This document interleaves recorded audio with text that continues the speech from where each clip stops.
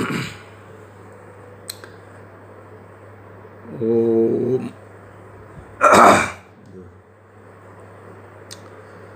ओम या कुन्देन्दुतुषारहारधवला या शुभ्रवस्त्रावृता या वीणावरदण्डमण्डितकरा या श्वेतपद्मासना या ब्रह्माच्युतशङ्करप्रभृतिभिर्देवैः सदा वन्दिता सा मां पातु सरस्वती भगवती निःशेषजाड्यापहा। मैं कमलेश झा, सहायक प्रोफेसर व्याकरण विभाग, यूथालाल संस्कृत महाविद्यालय मझौलिया, पश्चिम चंपारण, बिहार। मैं आज शास्त्री प्रतिष्ठा द्वितीय खंड के छात्रों के लिए, जिनका विषय व्याकरण है, उनके लिए महाभाष्य पढ़ाने जा रहा हूँ।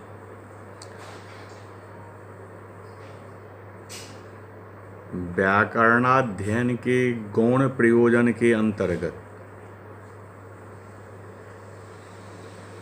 सारस्वती, यहाँ से पढ़ाई प्रारंभ किया जा रहा है। सारस्वती याज्ञिका पठन्ति आहिताग्निरपशब्दं प्रयुज्य प्रायश्चित्तीयां सारस्वतीं इष्टिं निर्व्यपेत प्रायश्चित्तीया मा भूमेत्यध्येयं व्याकरणम्। सारस्वती सरस्वती देवता को दिए जाने वाली। यजुर्वेदी लोग पढ़ते हैं, अग्न्याधान करके, अग्नि का स्थापन करके अपशब्द का प्रयोग कर बैठने पर प्रायश्चित्त के निमित्त सरस्वती देवता के लिए इष्टि नाम का याग करें। हम प्रायश्चित्त के योग्य न हो, हम प्रायश्चित्ती न हो, इसलिए हमें व्याकरण पढ़ना चाहिए। अगला है दशम्यां पुत्रस्य याज्ञिकाः पठन्ति दशम्युत्तरकालं पुत्रस्य जातस्य नाम विदध्यात् घोषवदाद्यन्तरन्तः स्थमवृद्धं त्रिपुरुषानुकमनरिप्रतिष्ठितं तद्धि प्रतिष्ठिततमं भवति द्वयक्षरं चतुरक्षरं वा नाम कृतं कूर्जान्न तद्धितम् इति न चान्तरेण व्याकरणं कृतस्तद्धिता वा शक्या विज्ञातुम् इति। दसवीं रात्रि के अनंतर अर्थात 10 रात्रि के बाद पुत्र का दशम्यां पुत्रस्य, इसका अर्थ हुआ 10 रात्रि के अनंतर अर्थात बाद पुत्र का। याज्ञिक लोग कहते हैं पुत्र के जन्म से 10 रात बीत जाने पर अर्थात 11वें दिन उत्पन्न हुए पुत्र का नाम रखें, जो आदि में घोषवान वर्ण वाला हो, बीच में अंतस्थ वर्ण वाला हो और वृद्धि स्वर आ, ऐ, औ से युक्त न हो, जो पिता के 3 पूर्व पुरुषों के नाम का स्मरण कराता हो और जो शत्रु के नाम के रूप में प्रसिद्ध न हो, नाम 2 अक्षर वाला अथवा 4 अक्षर वाला रखे, वह कृदंत हो, तद्धितांत न हो, व्याकरण के बिना कृत व तद्धित प्रत्ययों का ज्ञान हो ही नहीं सकता है, इसीलिए हमें व्याकरण पढ़ना चाहिए। अगला है सुदेवो असि। सुदेवो असि वरुण यस्य ते सप्त सिन्धवः अनुक्षरन्ति काकुदं सूर्म्यं सुखिरामिव। सुदेवो असि वरुण सत्यदेवो असि यस्य ते सप्त सिन्धवः सप्त विभक्तयः अनुक्षरन्ति काकुदं। काकुदं तालु काकुर्जिह्वा शास्मिन् नुद्यतीति काकुदम सूर्म्यं सुखिरामिव तद्यथा शोभना मूर्मिं सुखिराम अग्निरन्तः प्रविश्य दहति एवं ते सप्त सिन्धवः सप्त विभक्तयस्ताल्वनुक्षरन्ति तेनासि सत्यदेवः सत्यदेवास्यां मित्यध्येयं व्याकरणं सुदेवो अस्य। सुदेवो अस्य इसका अर्थ होता है तू शोभन देव है। हे वरुण, सुदेवो असि वरुण यस्य ते सप्त सिन्धवः, हे वरुण तू सुदेव सत्यदेव है जिसके गले से निकलती हुई 7 नदियाँ अर्थात 7 विभक्तियाँ तालु में बहती है। काकुद तालु होता है, काकुदम तालुर, कारण कि काकु नाम जिह्वा का है और वह उसमें उठाकर लगाई जाती है। सूर्म्यम सुखिरामिव, जैसे अग्नि सुंदर खोखले लोहे की प्रतिमा के अंदर प्रविष्ट होकर जलाती है, इसी प्रकार 7 सिंधु अर्थात 7 विभक्तियाँ मेरे तालु में बहती है। इससे तू सत्यदेव है, इसी से तू सत्यदेव है, हम भी सत्यदेव हों, अतः हमें व्याकरण पढ़ना चाहिए। किं पुनरिदं व्याकरणमेवाधिजिगांक्षमानेभ्यः प्रयोजनमन्वाख्यायते न पुनरन्यदपि किंचित् ओमित्युक्त्वा वृत्तान्तसह शमित्यादीन् शब्दान् पठति। पुराकल्प एतदासीत् संस्कारोत्तरकालं ब्राह्मणाः व्याकरणं स्माधीयते तेभ्यस्तत्स्थानकरणानुप्रदानज्ञेभ्यो वैदिकाः शब्दाः उपदिश्यन्ते तदद्यत्वे न तथा वेदम् अधीत्य त्वरिता वक्तारो भवन्ति। वेदान्नो वैदिकाः शब्दाः सिद्धा लोकाश्च लौकिकाः अनर्थकं व्याकरणम् इति तेभ्यः एव विप्रतिपन्न बुद्धिभ्यो अध्येतृभ्य सुहृद भूत्वा आचार्यः इदं शास्त्रम् अन्वाचास्ते। इमानि प्रयोजनानि अन्यध्येयं प्रयोजनानि अध्येयं व्याकरणम् इति। क्या किं पुनरिदम, क्या कारण है कि केवल व्याकरण पढ़ना चाहने वालों के लिए प्रयोजन बताया जा रहा है, कुछ और वेद आदि पढ़ने वालों के लिए नहीं। वेद पढ़ना चाहते हुए तो ओम स्वीकार करता हूँ कहकर प्रपाठक करके श्रम इत्यादि शब्दों को पढ़ते हैं। पुरातन युग में ऐसा, पहले के युग में ऐसा था कि उपनयन संस्कार के पश्चात ब्राह्मण व्याकरण पढ़ना प्रारंभ कर देते थे। तब जब वे वर्णोच्चारण स्थान अर्थात कंठतालु आदि, करण, जिह्वा के अग्र उपाग्र आदि भाग तथा अनुप्रदान, आभ्यंतर व वाच्य प्रयत्न, समृत, विवार, संवार, नाद, घोष आदि जान लेते थे तो उन्हें वैदिक शब्दों का उपदेश किया जाता था। आजकल वैसा नहीं। आजकल तो पहले वेद को पढ़ते हैं और पढ़कर उतावले हुए एकदम कहने लग जाते हैं कि वेद से हमने वैदिक शब्द जान लिए और लोक से लौकिक। व्याकरण हमें कुछ प्रयोजन नहीं, व्याकरण का हमें कुछ प्रयोजन नहीं।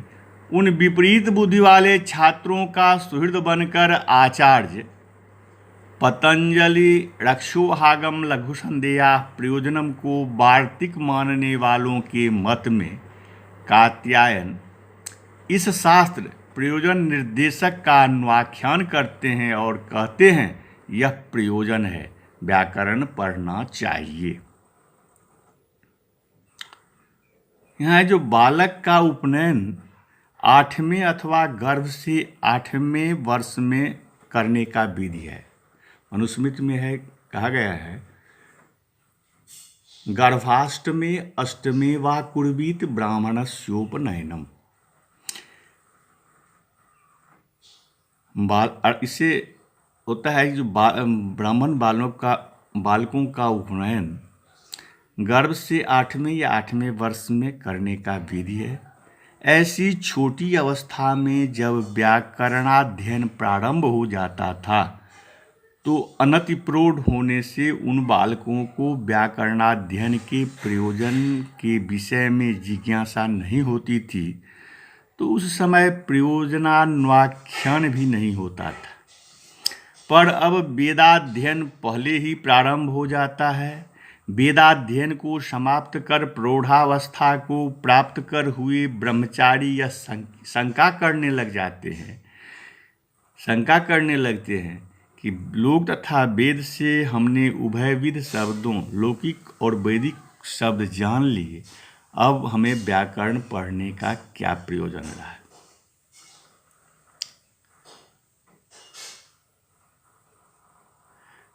त्वरिता वक्तारो भवन्ति, त्वरिता जातत्वरा, गृहप्रवेशाय त्वरमाना, विवाह करके गृहस्थ बनने के लिए उतावले।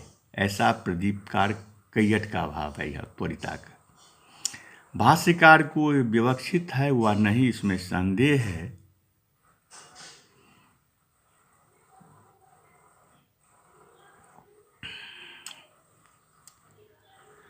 अगला आगे है उक्त शब्द स्वरूपम अपि उक्तम प्रयोजनान्य अपि उक्तानि शब्दानुशासन इदानीं कर्तव्यम तत्कथं कर्तव्यम किं शब्दोपदेशः कर्तव्यः आहोस्विद अपशब्दोपदेशः आहोस्विद उभयोपदेशः इति।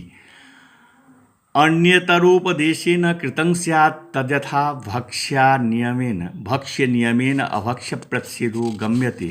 पंच नखा भक्ष्या इत्युक्ते गम्यत एतद् अतो अन्ये अभक्ष्या इति। अभक्ष्य प्रतिषेधेन वा भक्ष्य नियमः तद्यथा अभक्ष्यो ग्राम्य कुक्कुटः अभक्ष्यो ग्राम्य शूकरः इत्युक्ते गम्यत एतद् आरण्यो भक्ष्यति। एवं यहापि यदि तावत् शब्दोपदेशः क्रियते गौरित्येतस्मिन्नुपदिष्टे गम्यत एतद् गाव्यादयो अपशब्दा इति। अथापि अपशब्दोपदेशः क्रियते गाव्यादिषु उपदिष्टेषु गम्यत एतत् गौरित्येक शब्द इति।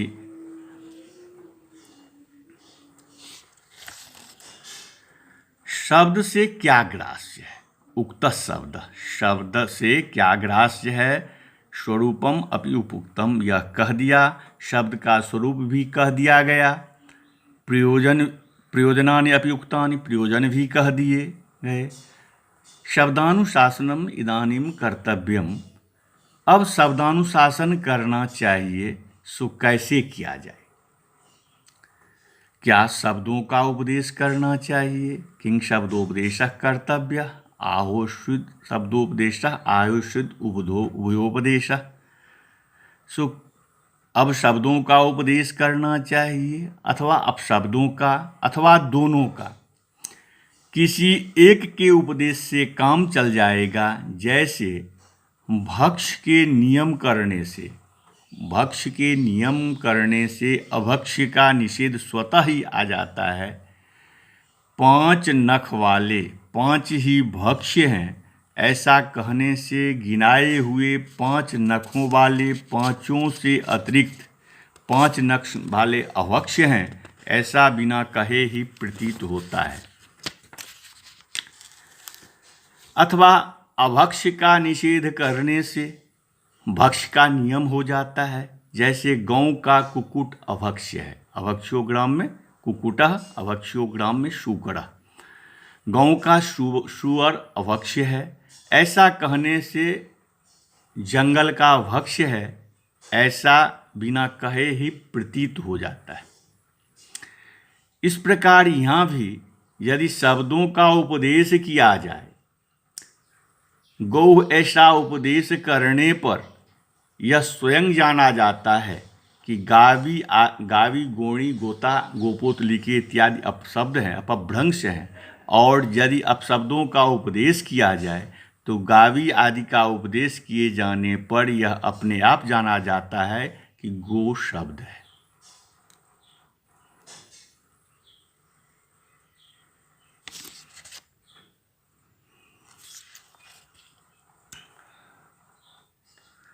नियम शब्द यहाँ परिसंख्या अर्थ में प्रतीत प्रयुक्त हुआ है। नियम शब्द यहाँ परिसंख्या अर्थ में प्रयुक्त हुआ है।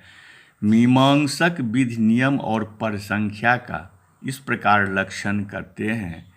विधिरत्यन्तम प्राप्तो नियमः पाक्षिके सति तत्र चान्यत्र च प्राप्तो परिसंख्येति गीयते।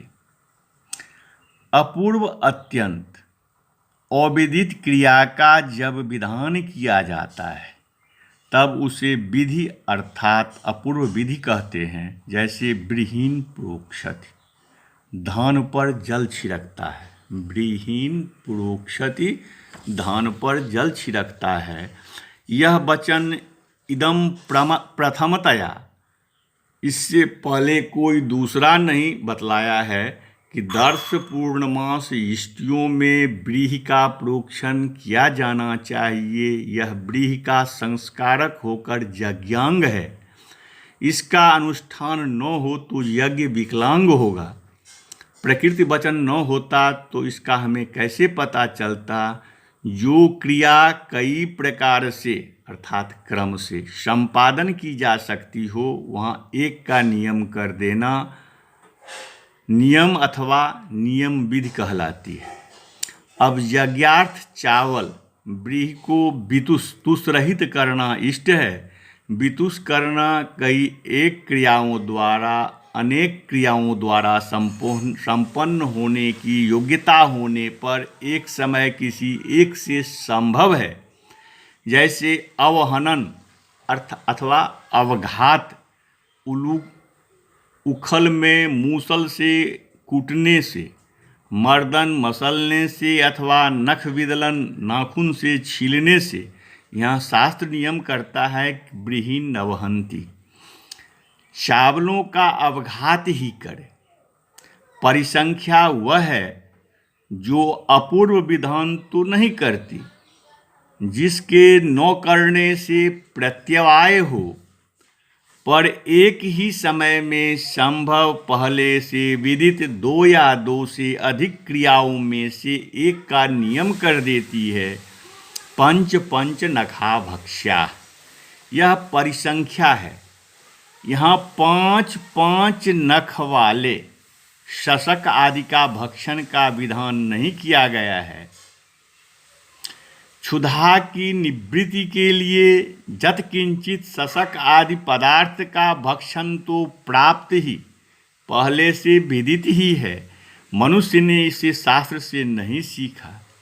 अब क्षुधा के शमन के लिए वह चाहे तो एक ही समय 5 नख वाले शस्कादि को भी खा सकता है और इन 5 से अतिरिक्त 5 नखों वाले मनुष्य आदि को भी। अब इस प्रकार अनेक क्रियाओं की युगपत प्राप्त होने पर शास्त्र नियम करता है कि 5 नख वाले शस्कादि 5 ही भक्ष्य हैं, अर्थात खाने योग्य हैं। अर्थात इन 5 से भिन्न 5 नख वाले अवक्ष 9 खाने योग्य हैं।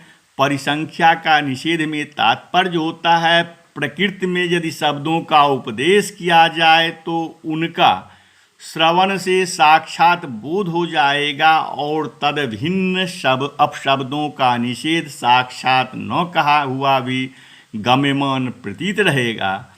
5 नखों वाले भक्ष्य हैं शशकः, शल्यकी, गोधा, खंगी, कूर्मश्च पंचमः, अर्थात खरगोश, सेहा, गोह, गेंडा, कछुआ। मानुष वर्ष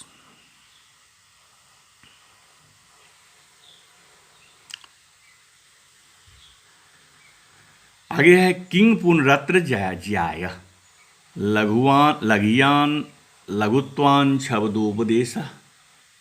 किंग पुनरत्र ज्याय लघुत्वान शब्दोपदेश लघियान शब्दोपदेश गरीयान शब्दोपदेश एकैकस्य शब्दस्य बहवो अपभ्रंशा तद्यथा गौरीत्यस्य शब्दस्य गावी गोणी गोता गोपुतलिकी इत्यादयो अपभ्रंशा इष्टान्वाख्यानं खल्वपि भवति।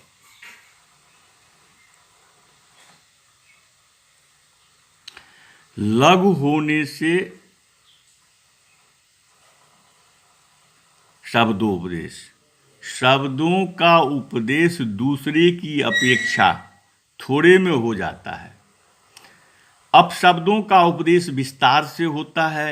एक एक शब्द के अनेक अपभ्रंश विकृत संस्कार रहित रूप होते हैं। जैसे गौ एक शब्द के गावी गोणी गोता गोपोतलिके इत्यादि अपभ्रंश होते हैं। साधु शब्द के प्रयोग में धर्म होता है। इस कारण इष्ट प्राप्ति जनक शब्दों का भी इस प्रकार अन्वाख्यान अनुशासन हो जाता है। अथैतस्मिन् शब्दोपदेशे सति किं शब्दानां प्रतिपत्तौ प्रतिपद पाठः कर्तव्यः गौरस्वः पुरुषो हस्ति शक्निर्मृगो ब्राह्मण इत्येवम् आदयः शब्दाः पठितव्याः नित्याः अनभ्युपाय एक शब्दानां प्रतिपत्तौ प्रतिपद पाठः। एवं ही श्रूयते बृहस्पतिरिन्द्राय दिव्यं वर्षसहस्रं प्रतिपदोक्तानां शब्दानां शब्दपारायणं प्रोवाच नान्तं जगाम। बृहस्पतिश्च प्रवक्ता इंद्रश्चाध्येता दिव्यं वर्षसहस्रम् अध्ययन कालो न चान्तं जगाम। किं पुनरद्यत्वे जः सर्वथा जीवति वर्षशतं जीवति चतुर्भिश्च प्रकारैर्विद्या उपयुक्ता भवति। आगमकालेन स्वाध्यायकालेन प्रवचनकालेन व्यवहारकालेनेति तत्र च आस्यागमकालेनैव आयुः कृत्स्नं पर्युपयुक्तं स्यात् तस्माद् अनभ्युपायः शब्दानां प्रतिपत्तौ प्रतिपद पाठः।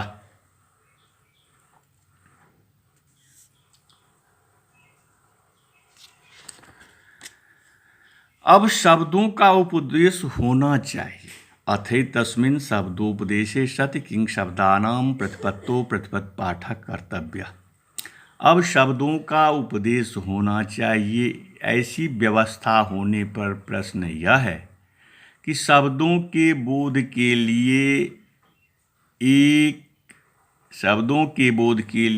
एक एक करके शब्द पढ़े जाए। जैसे गौ अश्वः पुरुषः हस्ती शकुनिः मृगः ब्राह्मण इत्यादि। ऐसा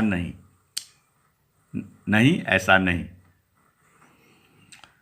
शब्दों के बोध में शब्दों को एक एक करके पढ़ देना कोई उपाय नहीं। ऐसा सुनते हैं देव गुरु बृहस्पति ने 1000 दिव्य वर्षों तक ऐसी कथा है कि देवगुरु बृहस्पति ने 1000 दिव्य वर्षों तक इंद्र को प्रतिपदोक्त शब्द पारायण पढ़ाया, पर समाप्ति तक न पहुँचे। बृहस्पति जैसा पढ़ाने वाला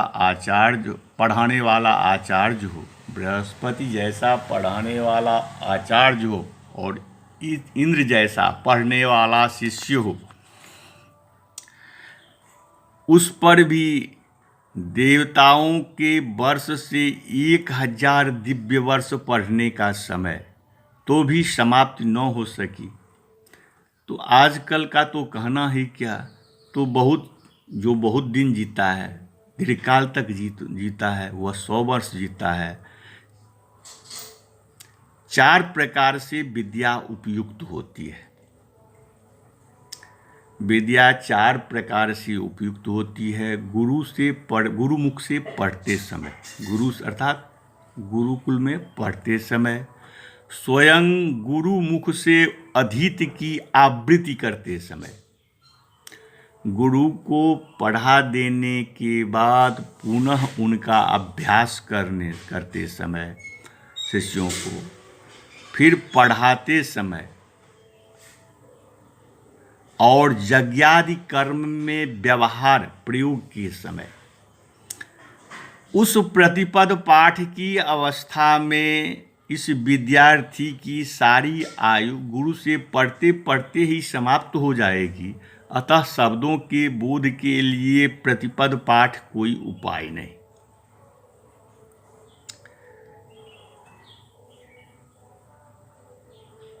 कथं तर्हि मे शब्दाः प्रतिपत्तव्याः किंचित सामान्य विशेषवल्लक्षणं प्रवर्त्यं जेनाल्पेन यत्नेन महतः शब्दोगान् प्रतिपद्येरन् किं पुनस्तत उत्सर्गापवादो कश्चित् उत्सर्गः कर्तव्यः कश्चित् अपवादः कथं जातीयकः पुनरुत्सर्गः कर्तव्यः कथं जातीयको अपवादः सामान्योत्सर्गः कर्तव्यः तद्यथा कर्मण्यन् तस्य विशेषणापादः तद्यथा आतो अनुपसर्गे कः किं पुनराकृतिः पदार्थ आहोषित द्रव्यम उभयमित्याह कथं ज्ञायते उभयथा हि आचार्येण सूत्राणि पठितानि आकृतिं पदार्थं मत्वा जात्याख्यायमेकस्मिन् बहुवचन मन्यतरस्याम् इत्युच्यते द्रव्यं पदार्थं मत्वा स्वरूपाणाम् एकशेष विभक्तो इति एकशेषः आरभ्यते। कथं तर्हि इमे शब्दाः प्रतिपत्तव्याः, तो शब्दों को कैसे जाना जाए। किंचित सामान्य विशेषवल्लक्षणं प्रवर्त्यम, कोई छोटा सा सामान्य विशेष वाला शास्त्र बनाना चाहिए जिससे थोड़े से यत्न से बड़ी बड़ी शब्द राशियों को जाना जाए, ज्ञान हो सके। जेनाल्पेन यत्नेन महतो महतः शब्दोगान प्रतिपद्येरन्, ऐसा लक्षण का क्या स्वरूप है। किं पुनस्तत, ऐसा शास्त्र लक्षण का क्या स्वरूप है। उत्सर्गापवादो कश्चित् उत्सर्ग कर्तव्य कश्चित् अपवाद, उत्सर्ग और अपवाद, कोई लक्षण उत्सर्गात्मक होगा कोई अपवादक। उत्सर्ग का कैसा स्वरूप होता है, अपवाद का कैसा स्वरूप होता है। सामान्य रूप से कथन उत्सर्ग होता है, सामान्य रूप से कथन उत्सर्ग होता है। जैसे कर्मण्यन, कर्म में अण प्रत्यय, कर्म कारक मात्र उपपद होने पर धातु मात्र से अण प्रत्यय हो, उस उत्सर्ग का विशेष कथन से अपवाद जैसे आतो अनुपसर्गे कह। कर्म कारक मात्र उपपद होने पर उपसर्ग रहित आकारांत धातु से क प्रत्यय हो।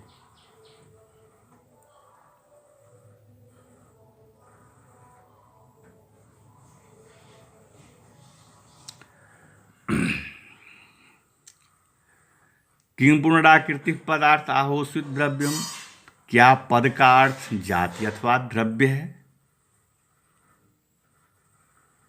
किं पुनराकृति पदार्थम आहोषित द्रव्यम, पद, क्या पद का अर्थ जाति अथवा द्रव्य है। उभयम इत्याह, वैयाकरण कहता है दोनों, जाति और द्रव्य दोनों। कथं ज्ञायते, या कैसे जाना जाए। उभयता ही आचार्येण सूत्राणि पठितानि, दोनों अर्थों को स्वीकार कर आचार्य पाणिनि ने सूत्र पढ़े हैं। आकृतिं पदार्थं मत्वा जात्याख्यायमेकस्मिन् बहुवचन मन्यतरस्याम् इत्युच्यते द्रव्यं पदार्थं मत्वा स्वरूपाणाम् इति एक शेष आरभ्यते। पद का अर्थ जाति है ऐसा मानकर, पद का अर्थ जाति है ऐसा मानकर जात्याख्यायमेकस्मिन् बहुवचन मन्यतरस्याम् इत्यादि सूत्र पढ़ा है। द्रव्य पदार्थ है ऐसा स्वीकार कर स्वरूपाणाम एक शेष विभक्तो इत्यादि से एक शेष प्रारंभ किया गया है। व्याकरण शास्त्र में किसी एक पक्ष से सर्वत्र व्यवस्था न हो सकने से कहीं जाति को पदार्थ माना है, कहीं व्यक्ति को अर्थात द्रव्य को। यदि एक ही पक्ष का सर्वत्र आश्रयन हो व्यक्ति ही पदार्थ है ऐसा सर्वत्र इष्ट हो तो संपन्ना व्रीहिय। यहाँ व्यक्तियों धान्य के कणों को बहुत होने से बहुवचन सिद्ध है, साध्य नहीं। अतः उसके लिए जात्याख्याय मेकस्मिन बहुवचन मनेतरस्याम इत्यादि बहुवचन विधान रूप यत्न स्वीकार क्यों करे। और यदि जाति ही पदार्थ है ऐसा मत अभिमत हो तो जाति नाम एकार्थ होता है, उसे कहने के लिए एक शब्द का ही प्रयोग प्राप्त होता है। उसी से तज्जात्यवच्छिन्न सकल व्यक्तियों की उपस्थिति हो जाएगी। अतः अनेक व्यक्तियों के कहने के लिए अनेक शब्दों के प्रयोग का प्रसंग ही नहीं तो फिर स्वरूपाणाम एक शेष विभक्तो समान रूप वाले शब्दों में से एक रहे, अन्य निवृत्ति हो जाए, एक विभक्ति परे होने पर ऐसा योग निर्माण करने का यत्न क्यों किया। इससे प्रतीत होता है कि यहाँ आचार्य पाणिनि व्यक्ति पदार्थ है ऐसा मान रहे। यहाँ इतना विशेष जान लेना चाहिए कि जहाँ जाति पदार्थ होता है वहाँ जाति में क्रिया का अन्वय न हो सकने से जात्याश्रय जाति के अधिष्ठानभूत व्यक्ति का जाति द्वारा बोध होता है। ब्राह्मणो न हंतव्य, यहाँ ब्राह्मण शब्द जातिवाचक है। हनन क्रिया ब्राह्मणत्व जाति में संभव नहीं, उसका व्यक्ति में ही अन्वय हो सकता है जहाँ व्यक्तिपरक निर्देश है। इमा गावः सुदोहा, यहाँ जाति का उपलक्षक के रूप में बोध होता है। गावः गोत्रोपलक्षिता गोत्वावच्छिन्ना गोव्यक्तयः शासनादिमन्तः पदार्था।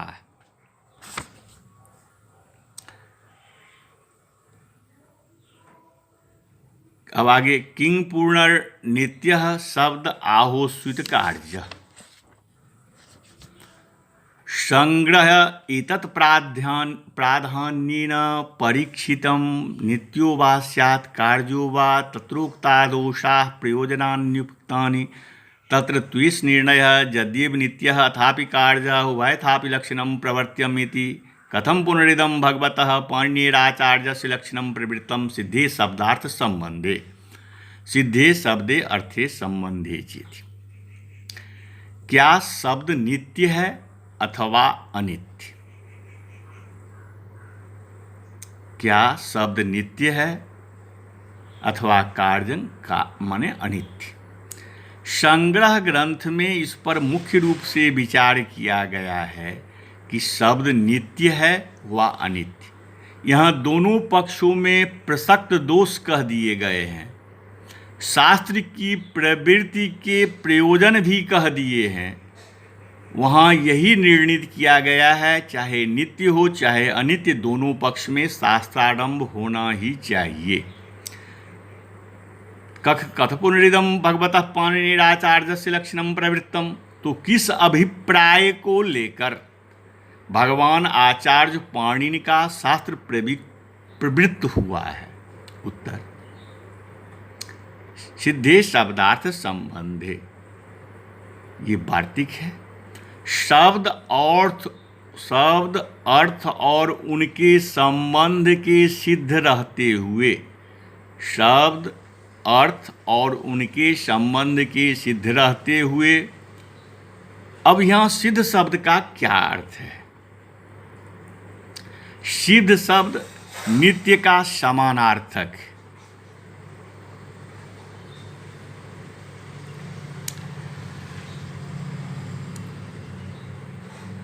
मीमांसक आदि कुछ लोग ध्वनि से व्यंग नित्य वर्ण को ही शब्द मानते हैं। उनके मत में पद और वाक्य सब वर्ण समूह रूप ही है। वैयाकरण लोग वर्ण से भिन्न पदस्फोट और नित्य वाक्य स्फोट को ही शब्द मानते हैं। कुछ नैयायिक आदि केवल अनित्य ध्वनि को ही शब्द मानते हैं। उनके मत में सार्थक अनर्थक ध्वनि ही शब्द है, स्फोट की आवश्यकता नहीं। इस प्रकार शब्द विषय में संदेह होने से यह प्रश्न किया गया है कि किंग पुनर्नित्यः शब्द आहोस्वित कार्य। दोनों अवस्थाओं में दोषों का निराकरण किया जा सकता है। इस हेतु से किसी अभिप्राय को लेकर, अर्थात शब्द, अर्थ और इनका संबंध, इनकी सिद्धि को मानकर अथवा असिद्धि को, प्रश्न का तात्पर्य है कि यदि शब्द, अर्थ और संबंध लोक सिद्ध है तो शास्त्रारंभ व्यर्थ है, और यदि ये असिद्ध है तो शास्त्रारंभ शक्य ही नहीं, अर्थात सर्वथा अनारंभनीय ही ठहरता है। अब सिद्धे शब्दार्थ संबंधे, यह समाहार द्वंद्व है। शब्दश्च अर्थश्च संबंधश्चेति शब्दार्थ संबंधम, शब्दश्च अर्थश्च संबंधश्चेति शब्दार्थ संबंधम तस्मिन् शब्दार्थ संबंधे। तीनों का त्रिकालाबाधित अबाधित नित्य अवयोग दिखाने के लिए समाहार द्वंद्व का आश्रय किया गया है। अथ सिद्ध शब्दस्य कः पदार्थः नित्य पर्यायवाची सिद्ध शब्दः कथं ज्ञायते यत्कूटस्थस्वेव चालीषु भासते भावेषु वर्तते तद्यथा सिद्धाद्यो सिद्धा पृथिवी सिद्धम आकाशम इति ननु च भोः कार्येष्वपि वर्तते तद्यथा सिद्धोदनः सिद्धस्तूपः सिद्धा जवागुरिति यावता कार्येष्वपि वर्तते तत्र कुत एतन्नित्यपर्यायवाचिनो ग्रहणं न पुनः कार्ये सिद्ध शब्दः इति। संग्रहे तावत् कार्यप्रतिद्वन्द्वि भावान् मन्यामहे नित्यपर्यायवाचिनो ग्रहणम् इति यहापि तदेव, अथवा शन्त्येक पदान्यपि अवधारणानि तद्यथा अभक्षो वायुभक्ष इति अप एव भक्षयति वायुमेव भक्षयति इति गम्यते, एवं यहापि सिद्धि एव न साध्य इति। अतः सिद्ध शब्दस्य कः पदार्थः, यह कैसे जाना जाए। नित्य पर्यायवाची शब्द, क्योंकि यह एक स्वरूप स्थिति अर्थात अविनाशी एकत्र नित्यावस्थित पदार्थों को कहने में प्रयुक्त होता है। जैसे द्युलोक सिद्ध है, पृथ्वी सिद्ध है, आकाश सिद्ध है। क्यों जी? सिद्ध शब्द कृत्रिम क्रिया से बने पदार्थों को कहने में भी तो प्रयुक्त होता है। जैसे भात सिद्ध बना है, दाल सिद्ध बनी है, जवागु पतला भात सिद्ध बनी है। चूँकि यह सिद्ध होने वाले पदार्थों को कहने में भी प्रयुक्त होता है तो वहाँ नित्य समानार्थक का ग्रहण है, न कि उस सिद्ध शब्द का जो सिद्ध होने वाले क्रिया निष्पाद्य कार्य अर्थ में प्रयुक्त होता है। यह कैसे जाना जाए। संग्रहे तावत् कार्य प्रतिद्वंद्वी भावान् मन्यामहे नित्य पर्यायवाचिनो ग्रहणम् इति। संग्रह ग्रंथ में सिद्ध शब्द कार्य शब्द के विरोधी रूप में प्रयुक्त होने से हम समझते हैं कि यहाँ नित्य अर्थ वाले का ग्रहण है, यहाँ भी वैसा ही। अथवा शन्तिक पदान्यप्यवधारणानि तद्यथा अवक्षो वायुवक्ष, अथवा एक पद से अवधारण अर्थात नियम देखा जाता है। जैसे अवभक्ष पानी ही पीता है, अपभक्ष पानी ही पीता है, वायुभक्ष वायु ही खाता है, ऐसा बोध होता है। इसी प्रकार यहाँ भी जो सिद्ध ही है साध्य कभी नहीं, ऐसा अर्थ जाना जाता है।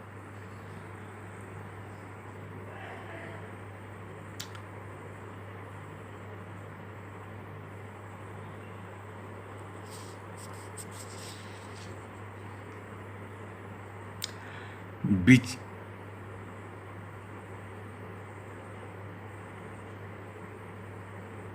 एकम पदम जस्यावधारणम तस्येक पदम, बहुव्रीहि समास।